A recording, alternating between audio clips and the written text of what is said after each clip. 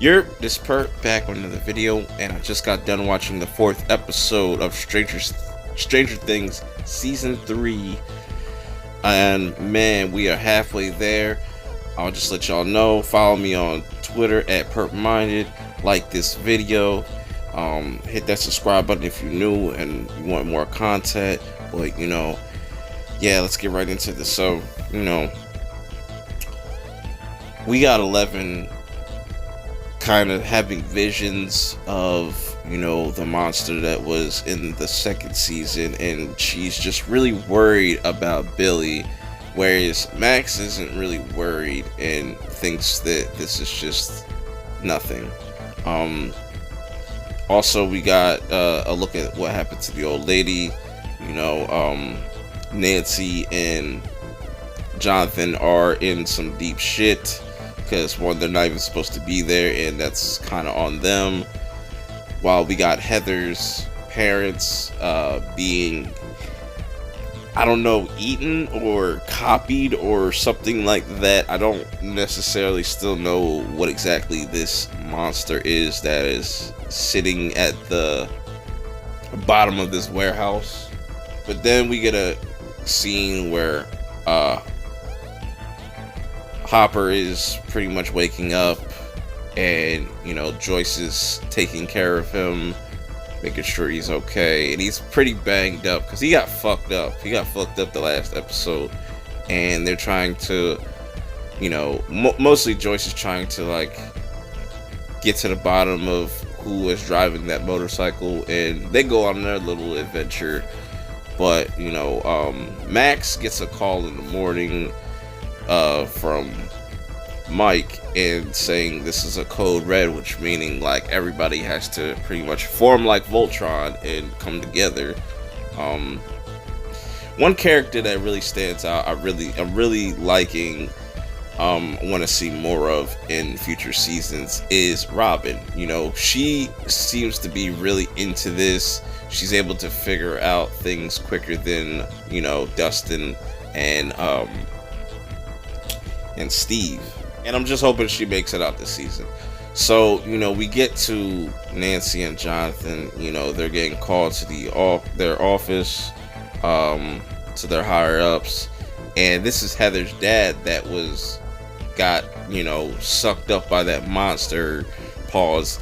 And he's already not acting like himself, but Nancy doesn't know this, and she ends up getting fired, and that hits her pretty hard. But going back to the group, they're sitting there talking, and Will's kind of explaining to everybody what's going on and how this is the monster from the second season. And Elle makes a reference saying, "Yo, I destroyed him," but come to find out, he probably still left some type of remnants or something like that in this world, and they have to come together to figure out how to stop him and draw him out. While Hopper goes to the mayor to confront him about what's going on, because he saw the dude with the motorcycle outfit and the helmet and stuff coming out of his office in the last episode. So he ends up putting hands on this man, bro, literally beating the shit out of him, about to cut his finger off. Hobbs is not playing, because he literally took an ass whooping, so he got all the right to be mad, right?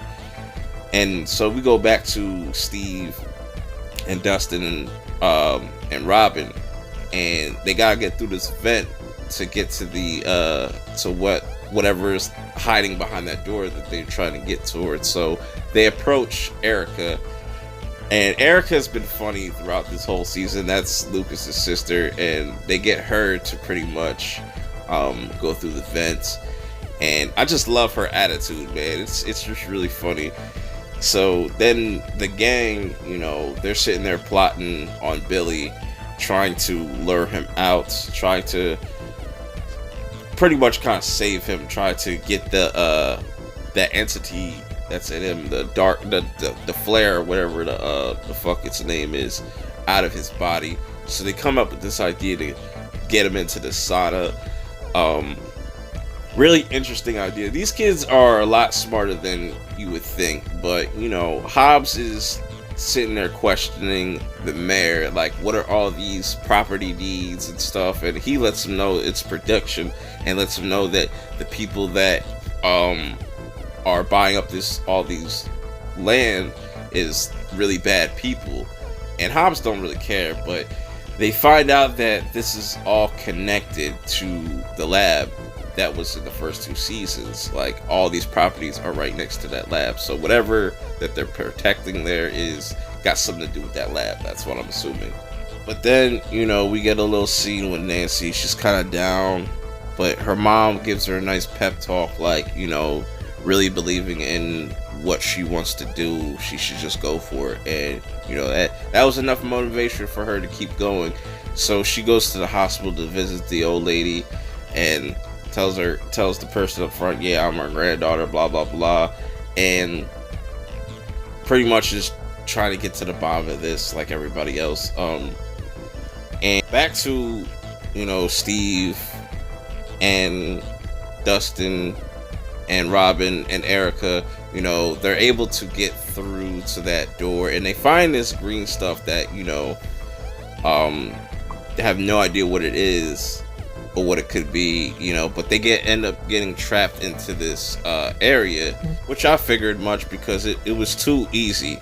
You know, Elle and Mike finally get some time to just talk to each other, and Elle's just not having it. It was pretty funny how she kind of like brushed them off like that, and, you know, I feel like they're going to end up coming together hopefully by the end of the season. So we get to, you know, Will's plan to trap this guy, to trap this entity in this sauna, and they end up being successful.